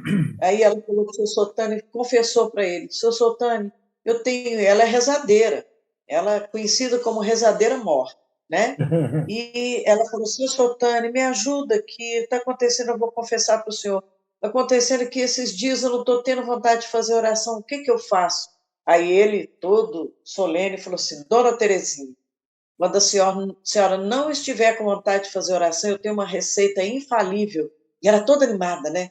Nossa, seu Soltani, fala para mim o que, que eu devo fazer. Ele falou assim: dona Terezinha, quando a senhora não tiver com vontade de fazer oração, sabe o que, que a senhora faz? Não, fala, faça a oração. Pronto. Faça uma oração Então, para ter vontade de fazer oração. faça. Tem aquele caso, né? Estou com medo de fazer uma palestra. Está com medo? Vai com medo mesmo. Então, é mais ou menos assim. Então, Verdade. as provações acontecem na vida de qualquer pessoa, basta ser humano. A não ser que ela seja tão.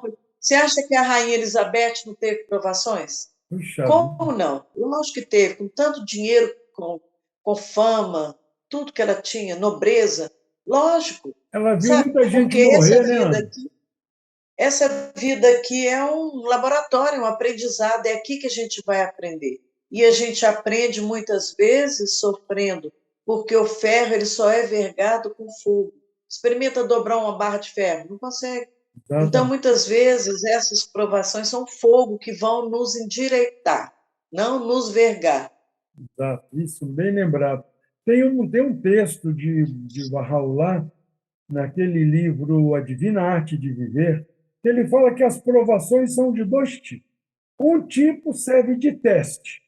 Esses testes nos educam. Então, quantas vezes a gente está passando por uma dificuldade Algum tempo depois, por causa daquela dificuldade, a gente recebeu uma bênção. A gente conquistou uma Sim, coisa que não conquistaria se não tivesse passado por aquela dificuldade. Então, essa provação, Bahá'u'lláh fala que é um teste. Agora, a outra é punição. Ah, mas Deus sim, pune. Deus pune no sentido de que essa punição não é Deus que está nos punindo, é uma consequência de nossas ações. Eu fiz do uma coisa, nosso livre-arbítrio. eu fiz uma coisa muito perversa dentro desse livre-arbítrio. Uma coisa tão perversa que eu vou ser punido por essa perversidade. Então, a gente tem sempre que lembrar isso. Provações são de dois tipos. Um é teste e outro é punição. Teste são saudáveis, é coisa para nos educar. Embora a punição também é, só que a punição, só que a punição é consequência daquilo que eu fiz. Tem uma história que eu vou rapidinho, é uma história muito. Quer dizer, todo falador tem essa introdução, né? Eu queria falar uma coisa Ah, assim, essa é rapidinho. Não tem nada de rapidinho, né? Mas é uma história interessante. É uma ah, história interessante sobre provação. Mostrar que, às vezes, um teste realmente é uma bênção, como você disse, como o Bahá'u'lláh escreveu, é uma bênção disfarçada, né? Provações são bênçãos disfarçadas. Por fora é fogo e vingança, interiormente é luz e misericórdia, não é isso que Bahá'u'lláh fala em Palavras sim, Ocultas, né? Então, aí, é, era dois budistas. Um era uma espécie de seminarista e o outro era um mestre. Eles estavam andando, eles iam vagar pelo mundo durante 3 meses, sem nada, só com uma sacolinha que eles pudessem colocar alguma comida que eles ganhassem e uma garrafinha para eles colocarem água para beber. Desculpa. No final, já passou os 3 meses, já no final, já próximo ao mosteiro de volta, eles, com muita fome, sede, eles veem uma casinha bem humilde, lá distante. Aí o mestre fala: vamos naquela casa, talvez eles tenham água. Pelo menos a gente mata a nossa sede. Chegaram lá, bateram na porta, o senhor atendeu, eles pediram, falou: olha, nós temos só água e podemos dar para vocês um pouquinho de leite, porque nós temos uma vaquinha, tudo que nós temos para comer sai dela. A gente, com leite, a gente faz queijo, faz manteiga, faz tudo que era ligado ao leite da vaquinha. E nós só temos ela. Contou a história toda, deram o leite para eles beberem, um pedaço de queijo para comer, encheram a garrafinha de água, eles agradeceram e foram embora. Quando eles estavam já indo embora, e o homem descreveu como é que era a tal vaquinha, né? Quando eles estavam indo embora, num barranco, na beira de um barranco, de um precipício, tinha uma vaquinha. E a vaquinha era aquela que o homem descreveu. Aí o jovem seminarista falou: ó, mestre, é aquela vaquinha, é muito provável que seja deles, daquela família. Aí o mestre falou: exatamente, é ela mesmo. Vai lá e empurra ela. Como, mestre? Empurrar a vaca? Se ela cair, ela vai morrer. É a única coisa que eles têm. Ele falou: esse é o seu último teste de obediência. Ou você vai lá e empurra a vaquinha, ou você não vai passar nesse teste de 3 meses. Nossa, o menino ficou, o jovem, né? Ficou sem saber o que fazer da vida, mas em obediência chegou lá e empurrou a vaca. A vaca despencou pelo barranco abaixo e, claro, morreu. O menino ficou desolado. E seguiram o caminho e chegaram no mosteiro. Anos, e o menino nunca esqueceu desse teste tão perverso, tão malvado do seu mestre. Mas aí passou muitos anos, ele já era mestre. E ele ia fazer a mesma coisa com um seminarista, vagar 3 meses pelo mundo e voltar, e fazendo testes pelo caminho. Só que no final o caminho era aquele. Então ele ia passar outra vez. Falei: vou passar outra vez na frente daquela casinha que muitos anos atrás eu passei aqui com meu mestre. Não deve ter caso, aquela família deve ter morrido de fome. E eles passaram por lá e, de fato, não tinha mais a casinha. Era uma mansão, aquelas mansões de fazenda enorme, plantação, plantação de milho, plantação de feijão. árvores frutíferas. Eu falei, nossa, realmente o pessoal morreu, eles tomaram conta aqui, que eram terra dele, terras dessa família, né? Aí eles também iam pedir água e comida. Bateram na porta. Aí era a campainha, né? Aquela mansão. Aí chegou um senhor, recebeu, e o jovem, que já era mais velho, reconheceu aquele senhor. Falei, olha, o senhor está parecendo com um homem que há muitos anos atrás eu passei por aqui e relembrou a história. Aí o homem falou, sou eu, e abraçou-me. Nossa, mas você já está um homem feito. Ele era jovem, né? Abraçou, convidou o casal, aqueles dois jovens, o mestre e o seminarista, para entrar. Falou, mas o que aconteceu? Você não sabe o que aconteceu. Uma bênção de Deus. Nós só tínhamos aquela vaquinha. Você acredita que ela caiu no barranco e morreu? Nós ficamos sem nada. Aí nós fomos para a cidade para vender a nossa terra, porque a gente não tinha nada, ia vender e ia mudar daqui. E era uma terra razoável, mas muito boa. E aí um senhor nos propôs sociedade. Aí falou, olha, não vou comprar a terra de vocês, mas o dinheiro que eu compraria, a gente compra sementes e tal e planta. O que nós colhemos é metade para vocês, metade para mim. E eu aceitei a Hum, proposta. E está essa fazenda maravilhosa. Nós temos gado, temos porco, temos galinha, temos fruta, graças àquela vaquinha que caiu no barranco e morreu. Então, Ana, Guaraniça, a gente não sabe qual vai ser o resultado das dificuldades, dos testes, das provações que a gente passa nesse caminho de Deus, né? E, por sinal, é, Abdu'l-Bahá fala isso, né? Que quando nós estivermos no outro plano espiritual, as nossas conversas serão sobre aquilo que passamos no caminho de Deus, né? Ô, Ana, deixa eu te sim, perguntar uma coisa. Ah, então, só fechando esse negócio de provação, me lembrei aqui de as bem-aventuranças de Bahá'u'lláh, quando ele fala assim, bem-aventurado, que você falou do sofrimento, das provações, eu também, ele fala, bem-aventurado o sofredor, que busca refúgio à sombra do meu palho. Quer dizer, quando a gente tiver uhum, passando dificuldade, igual a dona Terezinha, pega o livro de oração e pede a Deus guia, força e proteção. Aí vai dar tudo certo, né? sim, nossa, essa história da vaquinha que foi para o brejo é muito boa, Aqui que foi para o porque brejo. de vez em quando a gente tem que mandar a nossa vaquinha para o brejo, mandar para Exatamente, despencar a ladeira abaixo, porque exatamente. isso nos move, Isso né? mesmo, Faz a gente crescer e mudar a vida, né? Mudar a situação. isso mesmo. Ah, Ô, que Ana, coisa, né? e as pessoas que estão nos ouvindo, eu lembrei também de um texto, mas as pessoas que estão nos ouvindo e falam, puxa, vi tanta história bonita que a Ana contou, a experiência de vida dela, passando por aqui, por ali, todo lugar que você foi feliz, né, Ana? Todo lugar. A Graças a gente Deus. não pode também, uma coisa interessante que a gente não pode falar assim, ah, eu era mais feliz em Brasília ou em Berlândia. O tempo não volta, não tem como voltar. E a gente, o segredo, um dos segredos, né, que nessa vida tem tanto segredo, Sim, um dos segredos é você estar bem, aqui e agora. Eu estou no lugar certo, com a pessoa certa, na hora certa, onde Deus quer que eu esteja.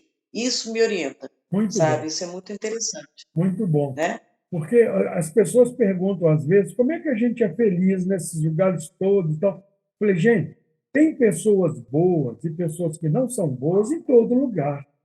Agora, o que Abdu'l-Bahá nos aconselha? A questão toda é que a gente tem que obedecer, e às vezes a gente não obedece. Eu participei de um curso, de um intensivo, nessa área também de saúde mental, de neurolinguística e tal, e um dos palestrantes falou uma coisa muito interessante. Muitas vezes a gente ouve palestras, ouve lá uma mentoria, participa lá com um mentor famoso, não sei o quê, mas ele aconselha certas coisas, eu chego em casa e falo, minha vida é diferente, não é bem assim, não. Mas o cara ele tem êxito naquela atividade que ele realizou e está dando conselho para que a gente experimente fazer o que ele fez. E a pessoa não faz. E aqueles que fazem se dão bem, porque seguiu aquele conselho exitoso daquela pessoa. Nós temos o melhor médico, o melhor mentor do mundo, que são os manifestantes de Deus, que trouxe a solução para os problemas dessa época. E aí, o que Abdu'l-Bahá fala? Se você tem 10 características, mas apenas uma delas é positiva, que a gente foque naquela que é positiva. Não é que não vai ver a que não é positiva, mas o foco é na positiva. Porque aquela que não é positiva é a própria pessoa que tem que observar e corrigir. Agora, se eu estimulo você, aponto em você aquela qualidade que você tem, você se energiza, você se encoraja a corrigir aquelas outras que a pessoa pensa que eu não vi. Né? Então, a gente vive em todos os lugares como pioneiro, observando as características positivas daquele povo, daquelas pessoas. Eu tento falar até como eles, com sotaque, comer a comida deles. Não tem esse negócio, vai comer um queijo. No Nordeste e no Norte tem o tal queijo do coalho. É um queijo muito Uhum. gostoso. Pessoalmente, eu acostumei comer queijo de Minas, que eu acho mais Aham. saboroso, mas não porque é mais saboroso, mas porque eu comia mais dele. Então, eu me acostumei mais. Aí, se eu vou comer o queijo do coalho, eu fico comparando. O pessoal perguntava, e aí? Você é mineiro, né? Esse no queijo não é igual, gostoso igual o de Minas, né? Falei, esse é o queijo mais gostoso que eu já comi aqui. Aqui. Ah, Porque se fosse em Minas, era outro, né? seria, Então, observa as qualidades, observa as características positivas.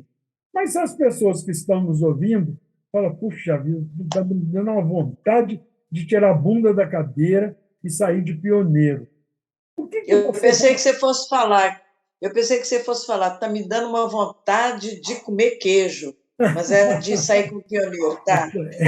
Não, se aquela pessoa que está nos ouvindo tinha vontade de sair de pioneiro, qual o conselho? O que você falaria para ela? Por toda Olha, essa sua experiência. eu acho que a gente, como eu falei, eu estou no lugar certo, na hora certa, com a pessoa certa, onde Deus quer que eu esteja, né?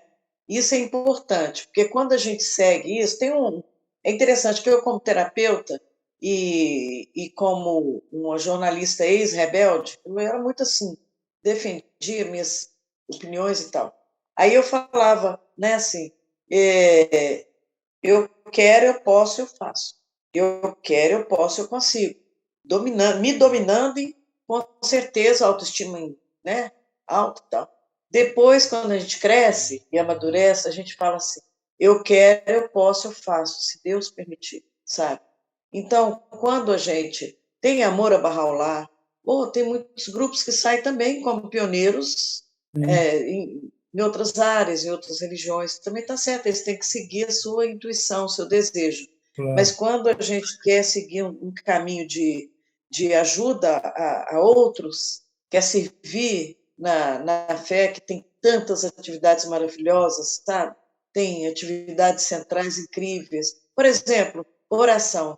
Quanto a gente beneficia as pessoas e a gente mesmo com orações. A gente sabe que a energia da intenção, aí entra a física quântica, que nós vamos descobrir aqui que não dá tempo, né? A física quântica, então, quando você tem a intenção, você pensa numa pessoa, aquilo vai, aquilo chega na pessoa. Do outro lado do mundo, do outro lado da Terra, do outro lado da vida, chega lá, né? Exato. Então, quando a gente faz oração, chega também, e às vezes até cura as pessoas. É incrível isso, né? Às vezes a pessoa está precisando de uma cura espiritual, tá? Porque a gente tem duas formas de doença, né? Doença espiritual, doença física, emocional, então, quando a gente tem essa boa intenção de sair como pioneiro, a gente conversa com o rei, com o pai. Ele sabe o que é melhor para a gente. Então, aí a gente segue o rumo. A Isso. gente se deixa ser soprado pela orientação divina. Eu acho que é isso. Eu não consigo me ver sem fazer alguma atividade barraia. Não consigo, não tem, está dentro de mim, Porque a né? pessoa pode pensar, né, Ana, assim, atividade, fazer ensino, eu posso fazer na minha cidade, eu não preciso sair daqui para ir para lugar nenhum para fazer. É, Eu lembro do guardião, perguntaram para ele qual é a atividade, qual é a coisa mais importante na Fé Barra. Aí ele respondeu, fazer ensino. divulgar os ensinamentos de Bahá'u'lláh. Falou em outras palavras, né? Mas, dentro do fazer ensino, do divulgar os ensinamentos de Bahá'u'lláh, a primeira ação mais importante é o pioneirismo. E a segunda é o pioneirismo também. Aí o cara perguntou, e a terceira? Ele falou, pioneirismo. Então, as três coisas mais importantes dentro de fazer ensino, de divulgar os ensinamentos de Bahá'u'lláh, é sair de onde está para fazer ensino, pioneirismo. Porque, às vezes, nós estamos aqui, tem um bairro na mesma cidade que eu moro, que não tem nenhuma família Bahá'í morando, mas tem uma comunidade como a sua aí, um bairro que está tendo tem muitas crianças, mas não tem uma aula Bahá'í para criança. Aí eu falo, quer saber de uma coisa? Eu vou alugar minha casa e vou alugar uma casa naquele bairro, vou morar lá durante 2 anos. E vou ser pioneiro naquele bairro. E eu vou desenvolver aula para criança, reunião de pré-jovem, estudo no Rio dos livros 1, 2, 3, 7 e 27, 48, e vou ficar lá 2 anos. E capacitar alguém para fazer aquilo que eu fui fazer, depois eu volto para aquela minha casa. E pronto, Sim. o cara está tendo uma ação de pioneirismo. Você estava falando aí, eu estou com aquela carta aqui de 30 de dezembro, aquela mensagem da Casa de Justiça, tem um trechinho que eu gostaria de ler, porque quando fala para que a Casa de Justiça lembra Bahá'u'lláh, dizendo para que nós fomos criados. Olha que coisa mais fantástica. Bahá'u'lláh afirma que, abre aspas, o propósito para o qual os homens mortais entraram, vindos do absoluto nada, nos reinos da existência, é que possam trabalhar para a melhoria do mundo, para viverem juntos em concordância e harmonia. Esse é o propósito para o qual nós fomos criados. Aí tem muitos trechos assim fantásticos e maravilhosos. Quando fala das metas, fala entre estas, né, falando sobre metas, entre essas, a mais importante será a alocação de equipes de pioneiros. Não é de 1, 2, 3, equipes de pioneiros internacionais e também de frente interna, que estejam familiarizados com o marco conceitual de ação e preparados para dedicar uma porção significativa de tempo e energia para servir a causa durante vários anos. Então, nós estamos num período, outra vez, assim, maravilhoso de oportunidade. Porque, Ana, eu sinto que eu espero ver alguns anos ainda para fazer algumas coisas, porque eu ainda fiz muito pouco, eu vou ficar muito arrependido no outro mundo. Mas eu posso morrer hoje. Mas, olha, sinceramente, eu morro satisfeito com as oportunidades que eu não perdi. Eu só vou morrer satisfeito com as que eu perdi. Então, eu acho que agora, ouvindo você falando, eu fiquei tão empolgado aqui que dá vontade de sair outra vez de pioneiro.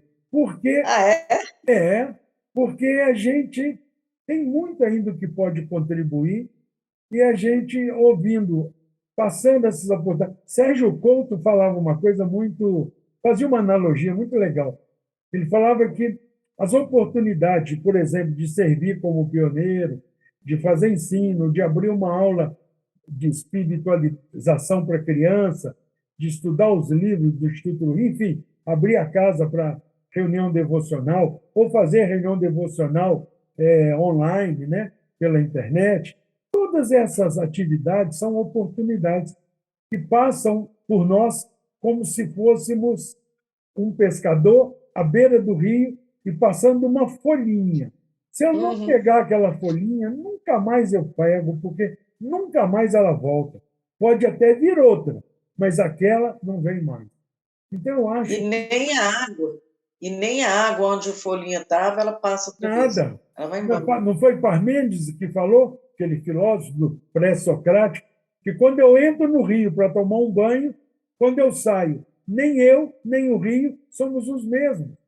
Porque eu deixei um pouco de mim na água e aquela água deixou um pouco dela em mim.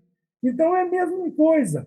Se a gente está pensando nesse momento, puxa vida, será que eu tenho competência, capacidade para ser pioneiro? Tem, porque não somos nós que fazemos. Nós somos apenas veículo nas mãos de Deus. sim. Porque se a gente pensar que é a gente, aí lá, como diz os queridos nordestinos, aí lascou. Porque aí, se eu estou pensando que sou eu estou por minha conta, né? E o ego é uma coisa muito séria, né? Se a gente for Seríssimo. seguir o nosso ego, a gente se estrepa. Você falou há pouco minutos aí, você falou sobre o foco, que a gente deve focar. A gente aprende também que quando a gente foca em coisas boas, aquilo cresce.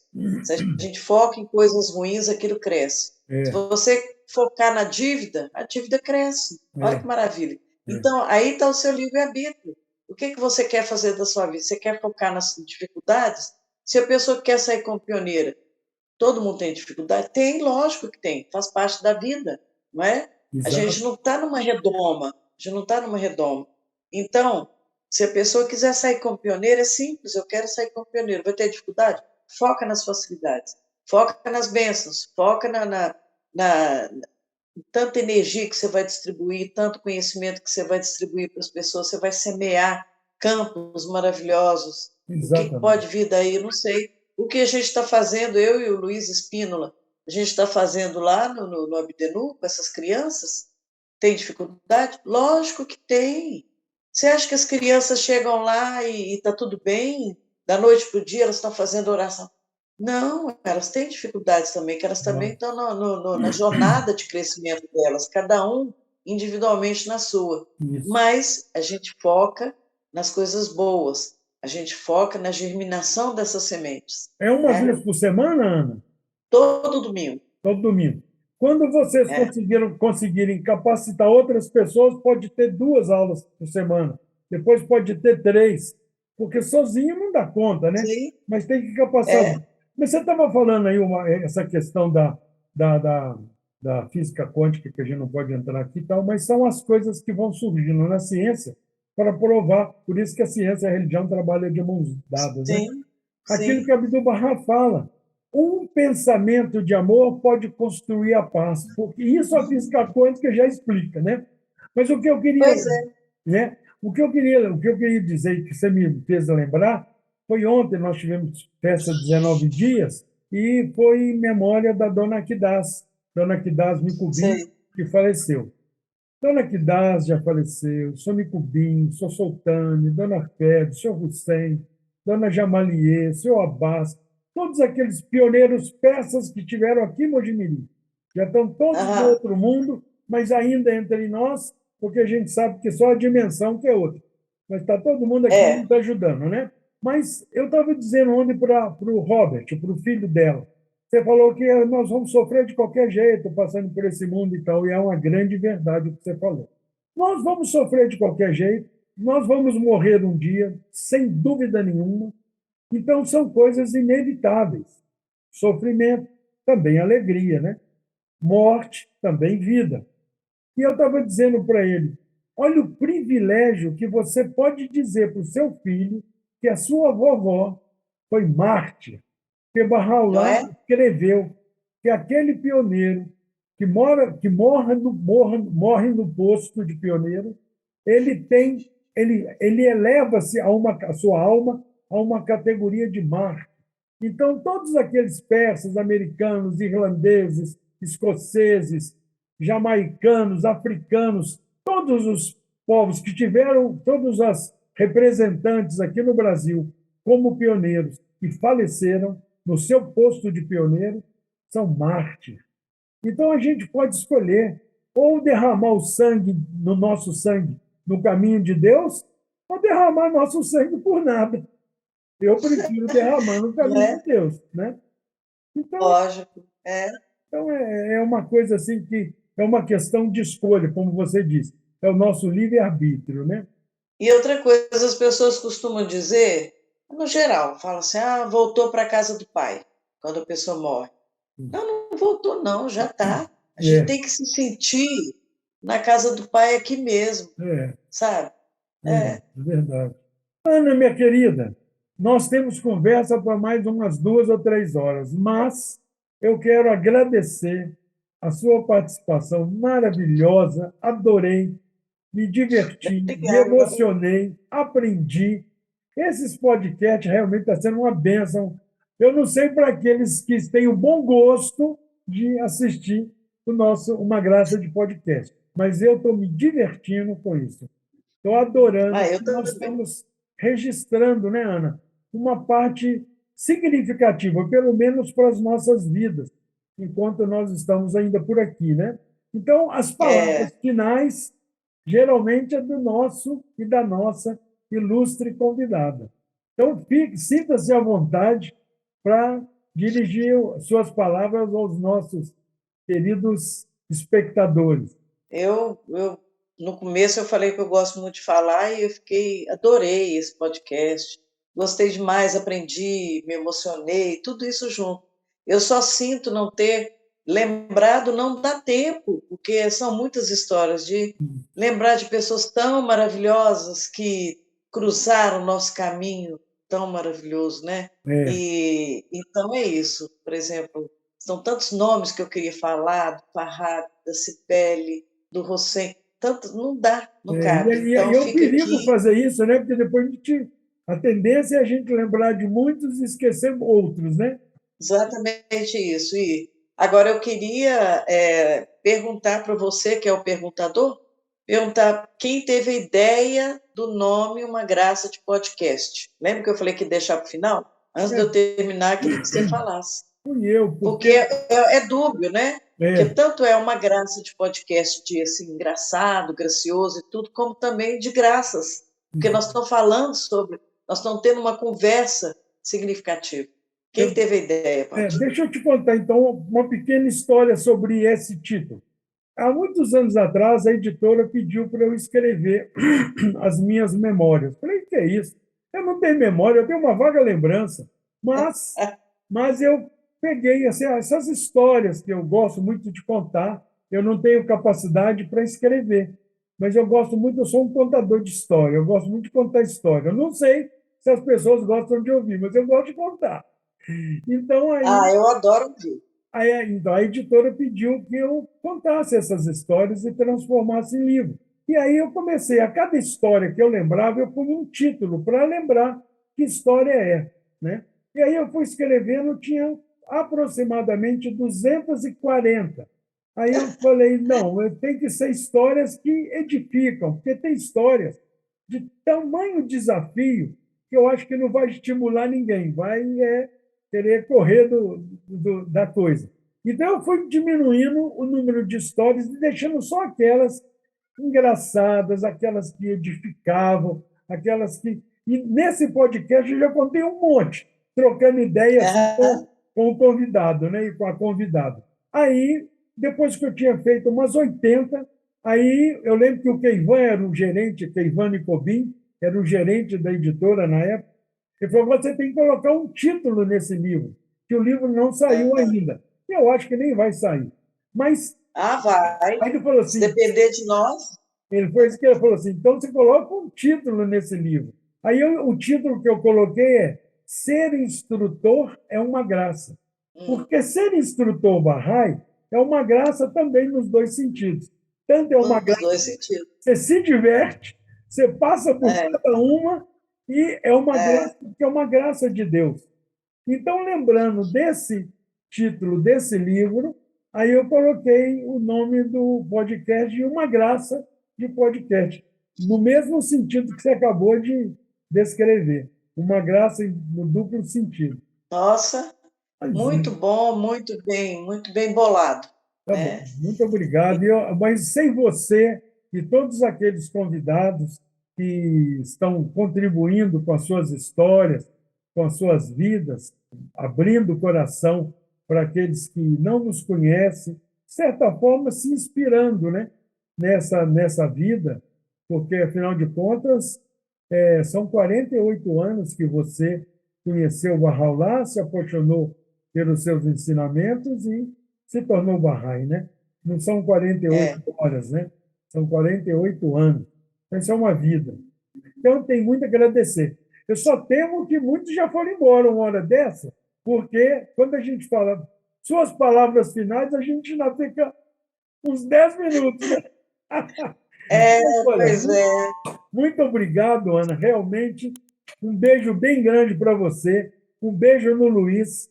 Mais uma vez, muito obrigado pela sua participação. E nós vamos continuando conversando, porque talvez tenha a segunda e terceira parte, né? Nossa, eu que agradeço muito. E ficou tanta coisa para trás. Sem E dúvida. mineiro fala muito mesmo. Nós somos mineiros com muita honra. E, inclusive, o Padinho, né? Você fez um grupo lá que chama Mineiros, né? É onde a Mineiros gente coloca S.A. muita piada. É muito bom. Muito bom. Então, Muito eu que agradeço e espero ter contribuído Com para falar um pouquinho daquilo que tocar algum coração, né? Quem sabe, com né? certeza, Ana, com certeza. Muito obrigado. Alá, Apá. Alá, Apá, abraço a você e todos que estão nos ouvindo.